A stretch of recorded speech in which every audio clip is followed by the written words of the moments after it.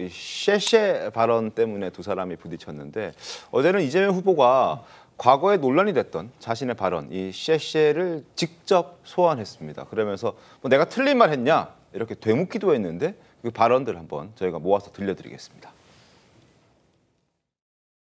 왜 중국을 찝쩍거려요? 그냥 쎄쎄. 대만에도 쎄쎄.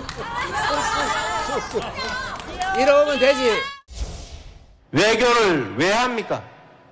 우리 국민들 좀 더 잘 먹고 잘 살자고, 대한민국 국익을 지키자고 하는 일이 외교 아닙니까? 제가 쎄쎄했습니다. 중국에도 쎄쎄하고 대만에도 쎄쎄하고 다른 나라하고 잘 지내면 되지. 대만하고 중국하고 싸우든지 말든지 거기에 우리하고 무슨 상관이냐 이렇게 말했습니다. 틀린 말했습니까? 제가 일본 대사한테도 쎄쎄 하려고 하다가 못 알아들을 것 같아서 감사합니다 그랬어요. 잘못됐습니까? 아니 뭐 쉐쉐가 뭐 그렇게 잘못됐냐? 쉐쉐 할 수 있는 것이지. 그리고 뭐 상대국이 싸우든 말든 우리랑만 잘 지내면 되는 것 아니야? 뭐 이런 입장에서 이재명 후보가 직접 논란이 됐었던 이 쉐쉐라는 발언을 꺼내 들었고 저렇게 강하게 주장을 했습니다.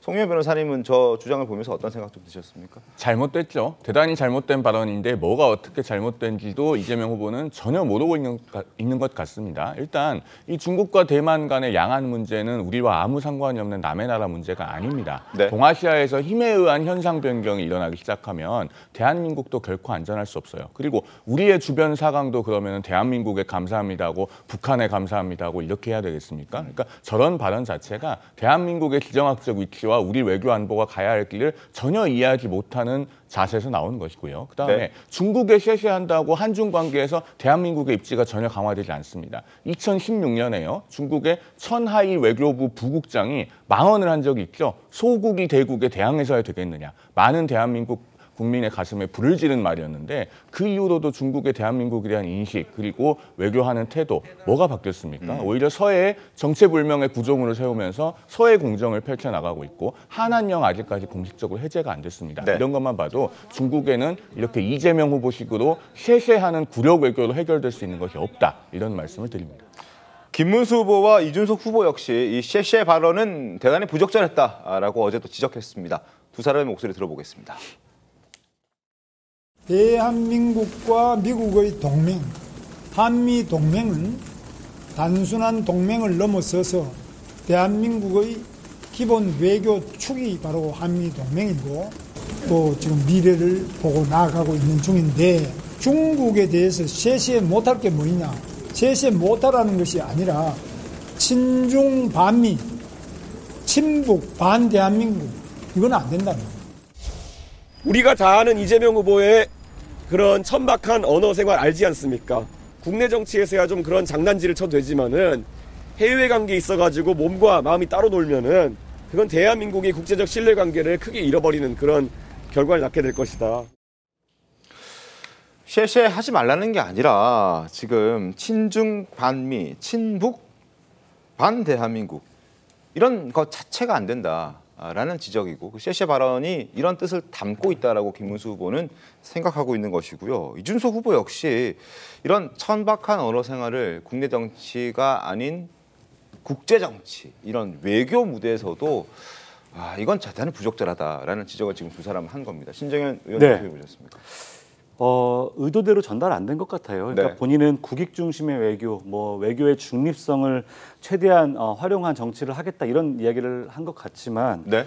양안 문제를 그렇게 다룰 수 없죠. 사실은 양안 문제는요. 한반도 문제와도 직결되어 있습니다. 대만과 중국 간의 전쟁이 벌어졌을 때 북한의 선택지가 달라질 수 있고요. 한반도의 운명이 달라질 수 있고 한반도 전체가 오히려 미국과 중국 간의 대리전이 될 수 있다는 게 국제정치학자들의 우려 중에 우려입니다. 네. 그렇기 때문에 좁은 회랑을 가듯이 좌로나 우로나 치우치지 않게끔 외교 전략을 짜고 거기에 맞춰서 정치를 해야 되는 게 국가 지도자의 중요한 역할이거든요. 그런데 여기 가서 쉐쉐, 저기 가서 쉐쉐 이렇게 한다라는 것은요. 이 외교의 복잡성, 균형성을 완전히 무시한 그러한 정치죠.